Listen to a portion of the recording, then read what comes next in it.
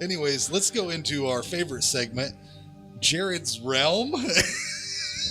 It's been 2 weeks and I still haven't thought up a name. What did you think of? I haven't thought of anything. Name it now, man. You had 2 weeks to name it. I've been very. Welcome to Castle J Skull. It's been a very. I've been lazy. Well, anyways, this is Jared's. And 2 weeks later, we're all wearing the same clothes. Yeah. That's weird. Don't reveal what's behind the curtain, Jared. That's not that weird for me. That's the way it's been for the last 8 years. You think it's been 2 weeks? That's only because you hadn't seen me in a while. Yes, so we're going to do an interview with Doug Rinaldi, who is going to tell you why you should read his books much better than I did in last episode. I love reading books, it's fun. I often read them with my mom. I like reading to explore. There's no better way, I'm sure. I love reading. We're lucky enough today to have Doug Rinaldi on the show with us, author of A Different Kind of Slumber, Purgatory Behind These Eyes, Forever Cried the Abyss, and multiple others. He was my first introduction to independent horror. That's why I'm doing him first on this, or was interviewing him first on this show. Found him on the interwebs. We were talking on the Mississippi Bones page, and he sent me stuff. And he's fantastic. So I'm here to give him time to tell everyone why they should read his stuff. So Doug, thank you for being on the show. Thanks for having me. Okay, just I think one of the first questions I'm always going to ask people, which this is my first one, so who knows how these are going to go, but just horror in general seems the first question people are always asked, and you've probably answered a million times before. But anyways, what is it about horror that made you say that? I want to write that. Honestly, no one really asked me. I ask myself all the time, and I still haven't found an answer. It's basically, I've always gravitated towards more darker stuff, kind of like I never grew out of my brooding teen phase. So, I always haven't been into horror. They used to scare the shit out of me. Like my first experience with a horror movie was this one scene in Beastmaster where the crazy, veiny, wingy guys turn the people into pea soup. Yeah, Beastmaster reference, nice. Yeah, and that scarred me so bad that I would cry myself to sleep and pray to God and Jesus not to give me nightmares. And then somehow I ended up watching someone's head get ripped off in A Beast Within. And again, set the cycle where I just, please, Jesus God guy up there, please don't let me have nightmares because I don't want to die in my sleep. And then Poltergeist ruined my life for a while with the face ripping scene. Spoiler alert, somebody loses their face. Yeah. In Poltergeist. But then I guess, I don't know what happened. One day in between 8th grade and freshman year, I got tired of being scared of horror movies. I started reading Dean Koontz, a little bit of Stephen King. Then I said, Mom, bring me to the video store. I want to rent some movies for my summer vacation. And I got every single Friday the 13th to date. And I just watched them over and over for a whole week and pretty much desensitized myself from horror movies based on what Mr. Voorhees was doing to people. And realized I kind of had a little thing for the darker side of things, and my artwork started getting a little darker. Wasn't really writing much then. I didn't really start writing more towards college years, it was more of a really lame poetry. Trying to get the girls. Yeah, not with this stuff. It's the kind of stuff my mom would try to put me away for if she ever read it. And then a lot of those old crappy poems turned into random lyrics for what became Bane of Existence lyrics. And eventually I have all these wacky, weird, darker ideas, and I just started putting them on paper. And it's easier for me to write that stuff. I don't really think I have a melodramatic bone in my body as far as writing stuff. So I'm a lot of juvenile, sarcastic humor in my horror, which is always nice. Yeah, so I really don't see myself writing literary fiction. I don't have much to say about normal things, I guess. I don't try to bring politics or too much religion or current events into my stuff. I stick with what I know. I stick with random pop culture references if I need to. I just try to make it as fun but as dark as I can.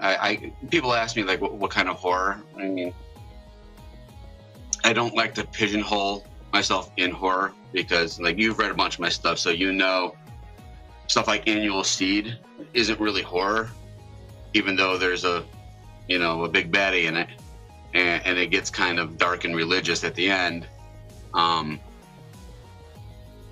If I had to kind of label it, I'm telling people, I don't know, like Twilight Zone meets Tales from the Crypt meets Broken Lizard. Yeah, and while you're on that right there, that's actually one of the reasons I wanted to do this and talk to independent horror writers, because where I grew up, I didn't even have internet till out of high school. Finding books, new authors, it was never an easy thing for me. So I grew up reading Stephen King, Clive Barker's big names and whatever, and I stopped reading horror for a good 10 years until meeting you. Was kind of when I started getting back into it, and everything you were just talking about was kind of the big point of it. It seems like a lot of independent horror writers kind of fall into that.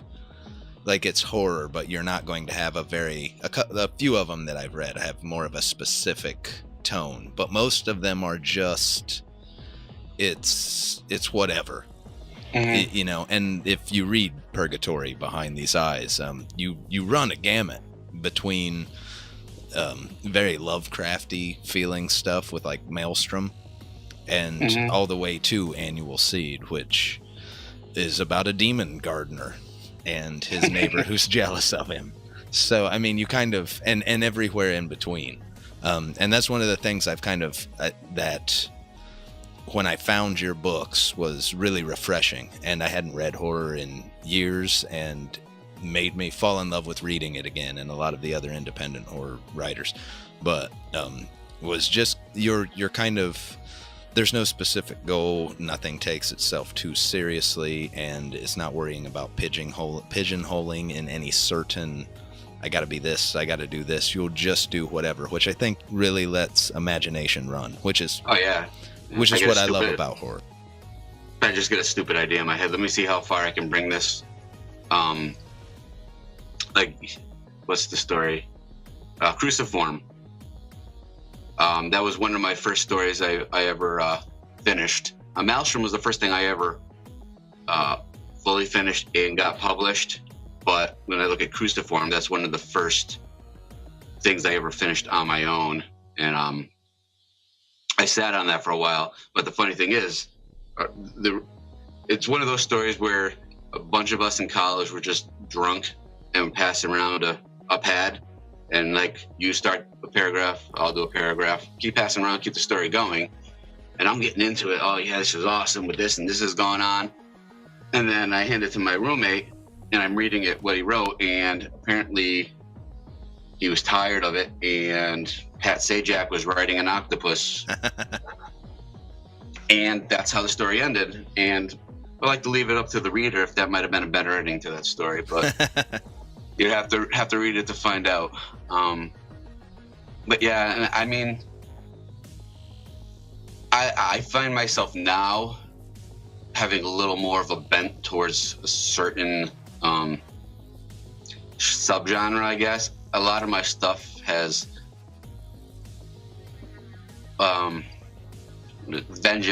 revenge kind of motives going on. Yeah. Like if you take with Great Vehemence. Yeah, I was going to mention that book, but I can never say that word right. So I was just going to wait till you said it. Another, and the hits just keep on coming. And then I got another one coming out eventually called Endgame, and it's just, I don't know what it is about people getting their comeuppance and getting what they deserve. Even if they're the good guy, I mean, not everybody, it's not always the bad guys that get it in my stuff. But I seem to have this penchant towards revenge and vengeance, as well as, and then on the flip side, I mean, I have a lot of creature feature stuff. Some of it falls into more Tales from the Crypt side, and some of it falls more in the Clive Barker / Lovecraft side. Like I said, if I just get an idea and I feel like running with it, I just see where it can go. If you look at my computer and the file I have for in progress, you see a lot of them don't go too far. I think I have just as many stories started as I have finished. But that's the case with most writers. Sometimes you take them apart and use them in other places that they would fit better. Sometimes they just don't go anywhere. And they just end up being trunk babies, unfinished little in progress eggs that don't go anywhere. But I always keep them. You know, you never know when you're going to get to them. Some of them were really good ideas to start with, and I just don't want to let go of my little trunk babies. Yeah, I know you have a few. You've been kind enough to let me read most of your stuff, which I appreciate. But is it Igor? Is that how you say it? Egregore. Egregore. Yeah. That's one I've been waiting for to, and I think recently you said that you may end up using that for a larger piece. But there's one I've been waiting for to come out of the trunk for a while. Yeah, I mean, it's sitting in another folder right now as possibly being absorbed into the quasi-pseudo sequel to the novelette, Different Kind of Slumber, called, oh my God, what's it called? Cathedral of Barren Pines. Which, after hearing about that, I was really excited about that. I've told quite a few people to read A Different Kind of Slumber, which actually felt different. Like a lot of your stuff you were saying, it kind of falls into a revenge or vengeance style, you know, even if it's the good guy or whatever, but killing, or more of a creature feature, which personally the creature features, like Cerabites is still one of my favorite. I think that's an Incident in Central Village I loved. Like that's, you a lot of those you let loose, like the imagination lets loose in it, it gets wild. So, and that's kind of my thing. I'm a creature feature guy anyways. But A Different Kind of Slumber it feels like it falls in the middle of that. And that story is one that I tell people read this first, because it's not a perfect example of all your work, but it feels like a really good blending of all of it. Yeah, I think I put in just the right amount of different things in there without it becoming too bloated with different tropes and different cliches. It's one I'm pretty much proud of. It's one of my longer pieces. I mean, aside from the novel that I just finished, Different Kind of Slumber is probably my longest piece to date that's been published. I think I told you when I first read it, without ripping it off or being like it much at all, it made me think of The Exorcist 3. Thank you. Like feel wise, something about it. There's not really many parallels to it, but just the overall vibe when I read it reminded me of when I first watched it. The feeling of Exorcist 3.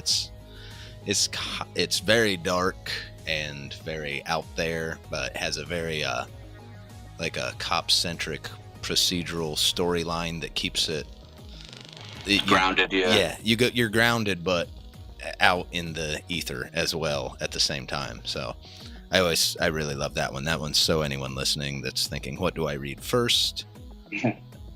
Different Kind of Slumber, and maybe look forward to the sequel, hopefully. Yeah, that's on the agenda. I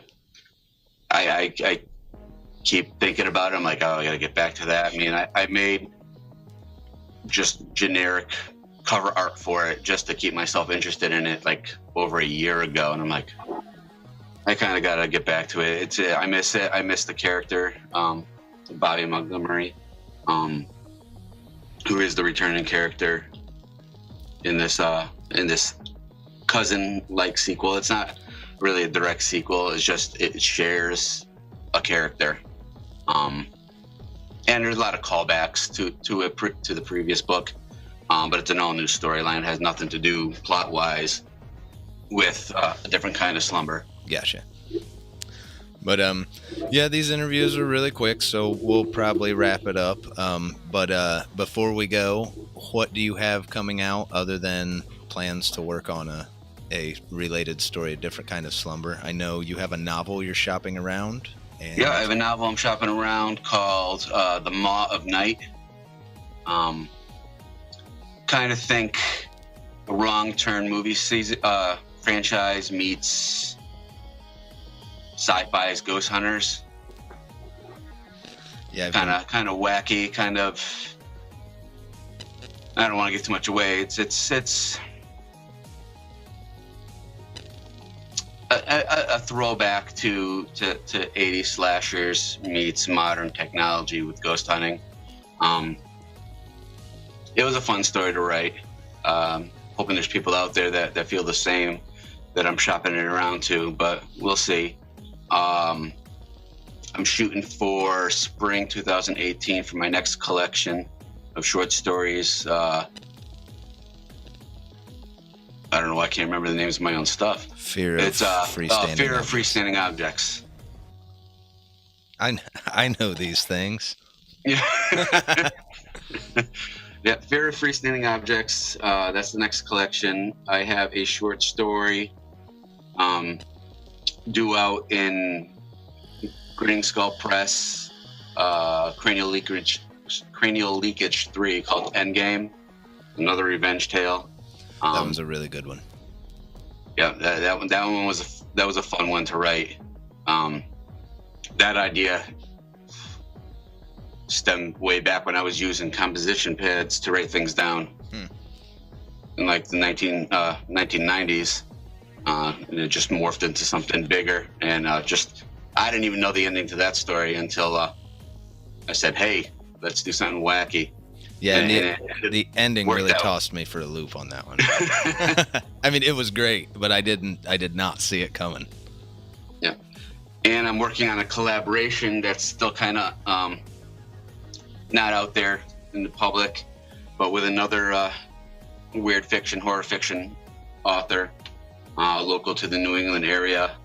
We're shooting for a novella length. It's out there. I've had so much fun writing this and collaborating with this. My first collaboration with another author, and we're on the same page from the get-go, and I couldn't have asked for more. And it's going so smooth that I just can't wait for people to read it. Well, I'm looking forward to it too, because I don't think I've really got to see much of any of that one, which is nice. It's good to have surprises. Yeah, you need something to look forward to. Yeah. Okay. Well, thanks for being on the show, Doug. We appreciate it. You can tell everybody where they can find you and buy your books. Yep, I'm on Amazon.com. Just look up Doug Rinaldi. I think I'm the only one on there. Then you can also go to Doug Rinaldi I don't know. I have so many things going on. Doug Rinaldi writer.wordpress.com. That has links to all my stuff, my publishing history. Sign up for a newsletter, all my social media presence, where I am, where you can find me, and a lot of stuff about me, and links to all the books that I have available. So that's Doug Rinaldi writer, one word, .wordpress.com. And there you go. Go find him. I personally recommend A Different Kind of Slumber and Forever Cried the Abyss, which is a fantastic little book of 3 short little stories. Sarah Bites, one of my favorites. You can get those on Amazon right now. $1 for Forever Cried the Abyss.